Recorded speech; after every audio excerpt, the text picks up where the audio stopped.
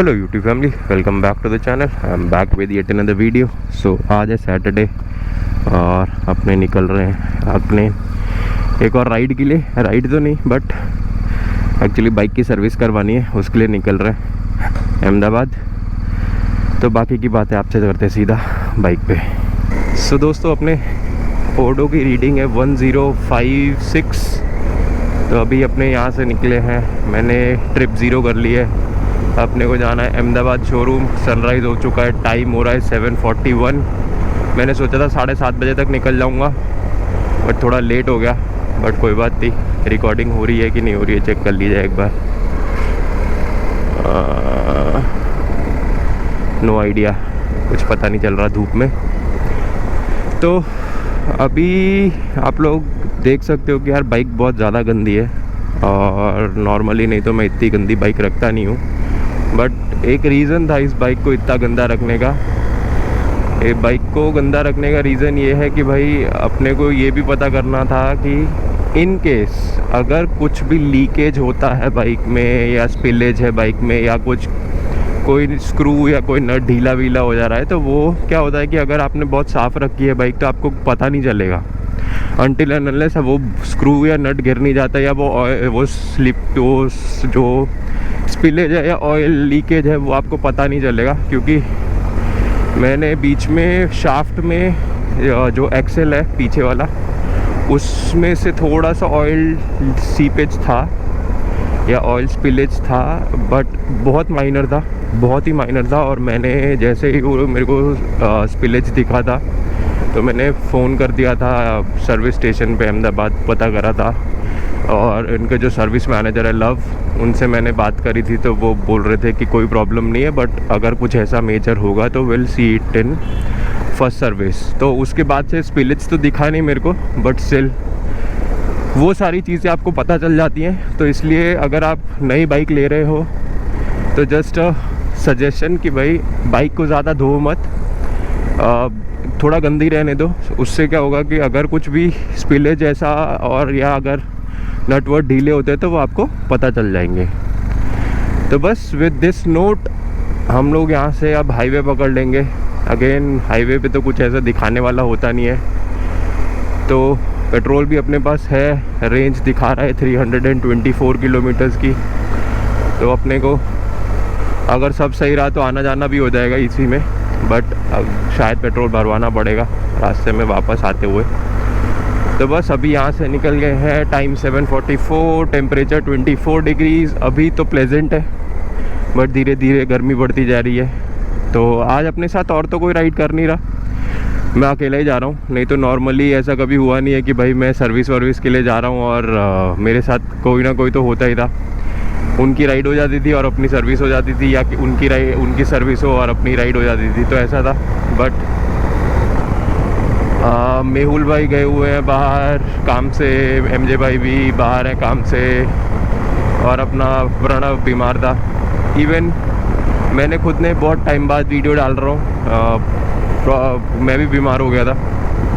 तो वही सब चक्करों में वीडियो नहीं डाल पा रहे थे रेगुलर। तो अब ट्राई करेंगे, कोशिश करेंगे, कोशिश यही रहेगी कि भाई वीडियोस डलते रहे रेगुलर। तो बस अभी हाईवे पे वही विंड नॉइज़ बहुत ज़्यादा होगी तो आप लोगों को कुछ सुनाई देगा नहीं, एंड बाइक वैसे ही बहुत गंदी है। तो फटाफट से अहमदाबाद पहुंचते हैं और फिर आप लोगों से बात करते हैं अहमदाबाद पहुंच के। दोस्तों अपने पहुंच गए हैं अहमदाबाद। ये है नरोल चौकड़ी और टाइम हो रहा है एग्जैक्ट 9 बज रहे हैं अभी। तो पूरा ऑलमोस्ट 1 घंटा 20 मिनट जैसे लगे मेरे को पहुंचने में अहमदाबाद। बट यहाँ से भी अभी शोरूम आई गेस 15-20 मिनट और लगेंगे। तो 9:30 बजे वर्कशॉप चालू होती है, तब तक अपने भी पहुंच जाएंगे। और गर्मी ओके है, 30 डिग्रीज़ हाईवे पे तो पता नहीं चल रहा था, बट टेम्परेचर अभी 30 डिग्री दिखा रहा है। और बाकी तो भाई हाईवे पे एज़ यू नो भाई इस बाइक का कोई कंपटीशन ही नहीं है, बहुत ही ज़बरदस्त परफॉर्म करती है बाइक। बट थोड़े बहुत क्वर्क्स जो मेरे को लगे वो है भाई विंड स्क्रीन। इसकी विंड स्क्रीन काफ़ी बड़ी है पर फिर भी एक हमिंग सी साउंड होती है ना, मतलब अगर आप अभी उसको कैसे समझाऊँ, हाँ अगर आप हाईवे पे कार चला रहे हो और आपने सारे कांच बंद रखे हैं और अगर आप सिर्फ 1-1 इंच कांच खोलते हो, दैट टू एक कांच, सारे कांच नहीं खोलते हो, और तो एक हमिंग साउंड और एक साउंड आती है जो अजीब सी होती है, मतलब आपके कानों को ऐसे वैक्यूम जैसा क्रिएट करती है। सेम इसमें होता है, एक पॉकेट बन जाती है यहाँ पे। तो उसकी वजह से क्या हो रहा है कि भाई वो ना हमिंग साउंड हेलमेट में आती है। तो थोड़ी सी विंड बफेटिंग है, बहुत ज़्यादा नहीं है बट है, कभी कभी बहुत ज़्यादा हो जाती है, कभी कभी इट्स अनोइंग, बट वैसे इट्स फाइन। और रिफाइनमेंट के लेवल पे आपको पता ही है कि भाई बॉक्सर इंजन के ना वाइब्रेशंस नहीं है, बिल्कुल भी नहीं है। तो वैसे तो वाइब्रेशंस पूरी बाइक में कहीं भी नहीं है, बट व्हेनेवर मतलब अगर आप हाई गियर्स पे हो और आपकी स्पीड थोड़ी कम है तो जो आपकी शाफ्ट है वो वाइब्रेट करती है और वो आपको पता चल जाता है कि भाई वो मैकेनिकल चीज़ काम कर रही है पीछे। इट्स नॉट दैट अनाउइंग, बट मतलब छोटी मोटी चीज़ें हैं, ज़बरदस्ती वाली नीटी ग्रिटीज़ है वो, कि भाई ये है प्रॉब्लम भी नहीं है, मतलब it's not a problem, but वो है कि बस आपको पता चलेगा कि हाँ भाई वाइब्रेशंस है, मतलब वाइब है, बाइक चल रही है। और वैसे अगर आप चल रहे हो तो भाई साहब कोई प्रॉब्लम नहीं है, सुपर रिफाइंड, हैंडल पे कोई वाइब्रेशन नहीं, कहीं कोई वाइब्रेशन नहीं फॉर दैट मैटर। और थर्ड चीज़ जो है वो है कांच। और जो इसके साइड मिरर हैं, साइड मिरर छोटे हैं, बहुत छोटे नहीं है, काम चला हुआ है, बट हाँ वाइब्रेशन कुछ नहीं है, तो एटलीस्ट जो भी दिखता है वो क्लियर दिखता है। टाइगर जैसी प्रॉब्लम नहीं थी, टाइगर में मतलब टाइगर जैसी प्रॉब्लम नहीं है। टाइगर में क्या होता था कि जब आप 100-110 हो तो हैंडल पे वाइब्रेशंस इतने ज़्यादा होते थे कि भाई साहब बहुत वाइब्रेट होते थे कांच या साइड मिरर्स, तो पता नहीं चलता था कि भाई पीछे एग्जैक्टली है क्या, ब्लर दिखता था। तो वो है थोड़ा। और सिटी में इट्स फाइन, थोड़ा साइज़ का यूज़ टू होने की देर लगती है, बाकी तो कोई प्रॉब्लम नहीं है भाई, बाकी इट्स फाइन। BMW है, ऐसे तो कोई मतलब कोई प्रॉब्लम लगती नहीं है मेरे को बाइक में। और इनकी मतलब एवरेज भी अच्छी है बाइक की, मेरे को फ्यूल कंजम्पशन से अभी तक तो कोई प्रॉब्लम नहीं आई। अभी तक फर्स्ट सर्विस हुई नहीं है, अभी आपने आज फर्स्ट सर्विस करवाएंगे तो देखते हैं शायद फर्स्ट सर्विस के बाद अगर फ्यूल कंजम्पशन में थोड़ा सा डिफरेंस आता है कि नहीं आता है पता नहीं, बट तो वैसे देखा जाए तो अभी तक मेरे को 20.4 20.1 मतलब 20 से ऊपर ही एवरेज मिल रही है बाइक की ओवरऑल फ्यूल कंजम्पशन में। अभी भी अपनी रेंज 196 है, घर से अपने निकले थे तो 300 समथिंग थी, 334 के आसपास, और अभी 196 है, तो काफ़ी अच्छी रेंज है। रेंज वाइज कोई प्रॉब्लम नहीं है, इसीलिए 30 लीटर लेने का फ़ायदा था। अरे बहुत लंबा है यार। भाई साहब पब्लिक रिएक्शन बहुत ख़तरनाक मिलते हैं, सब मुड़ के देखेंगे बाइक को। बस जो अभी जो आपको वाइब्रेशन दिख रही है ना विंड स्क्रीन में, जो बॉक्सर इंजन की मूवमेंट की वजह से बस वही वाइब्रेशंस आती है पूरी बाइक में, और कोई वाइब्रेशन नहीं है। तो रिफाइनमेंट वाइज बाइक में कोई प्रॉब्लम नहीं है भाई, बहुत ज़बरदस्त रिफाइनमेंट है बाइक में। बस आज सर्विस हो जाएगी फर्स्ट, फिर बढ़िया और थोड़ा तेज़ भगा के देख सकते हैं इसको। मतलब अभी तक तो मैं वही 100-110, क्योंकि इसमें कोई लॉक नहीं आता, RPM लॉक नहीं आता जैसे S1000 में आता है कि 4000 RPM से ऊपर नहीं चलेगा, बट इसमें आपका RPM वही 9000 तक जाता है। इसका यार स्क्रीन गार्ड भी मंगवाना है मेरे को, अभी देखते हैं, धीरे धीरे खर्चा का चालू करेंगे इस बाइक पे भी। अभी तक तो मैंने स्टॉक ही रखा है, कुछ डाला नहीं एक्स्ट्रा, जो जैसा आया है वैसा का वैसा ही रखा हुआ है, कुछ चेंज नहीं करा है।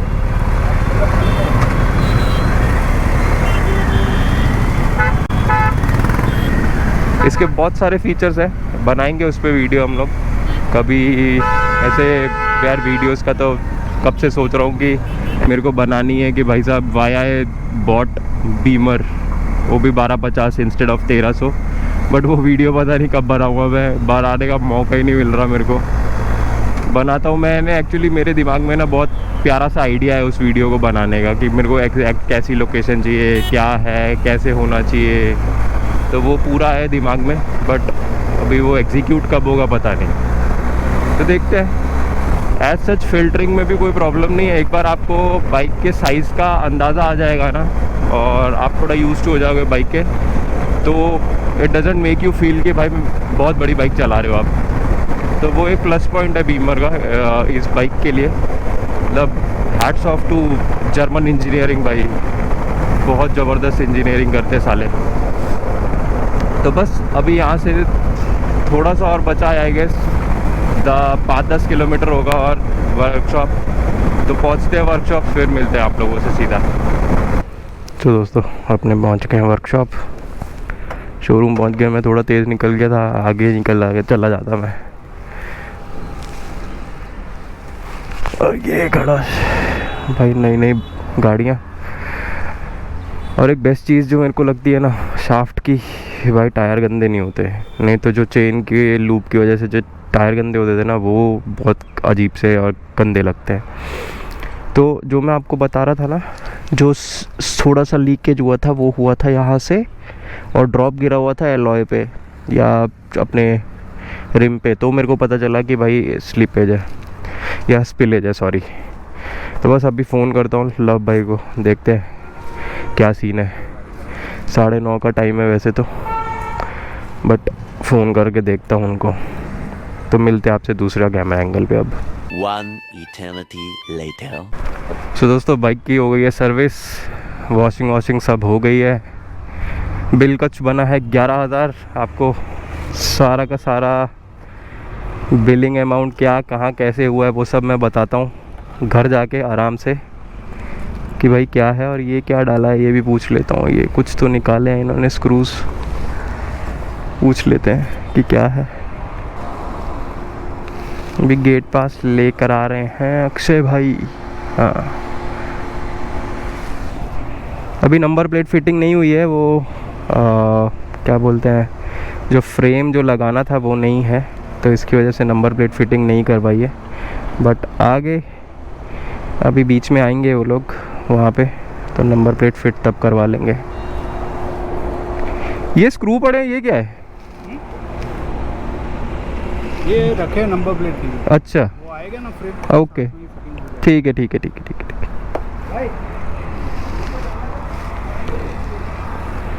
दोस्तों अब यहाँ से अपने निकल रहे हैं घर वापस।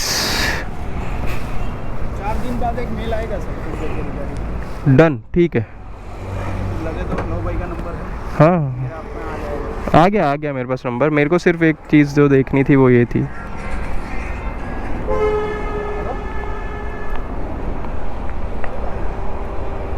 ओके, अपनी बाइक चली है 1189 किलोमीटर्स पे सर्विस हुई है।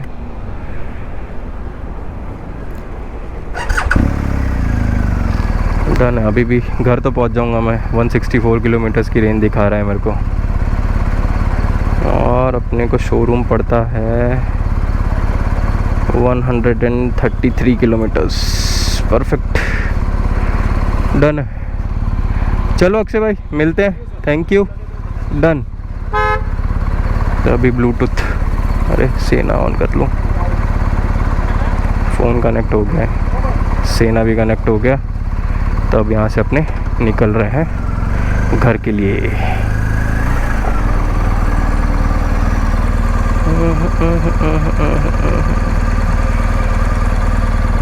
परफेक्ट, डन, ठीक है।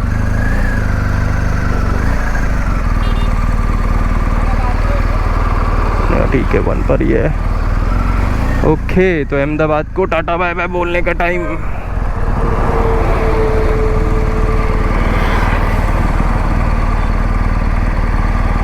और अभी दूसरे रास्ते जाऊंगा, सिटी से होके नहीं जाऊंगा, हाईवे ही, यहाँ से हाईवे पकड़ लेंगे। ये है अपना SG हाईवे, तो यहीं से निकल जाएंगे।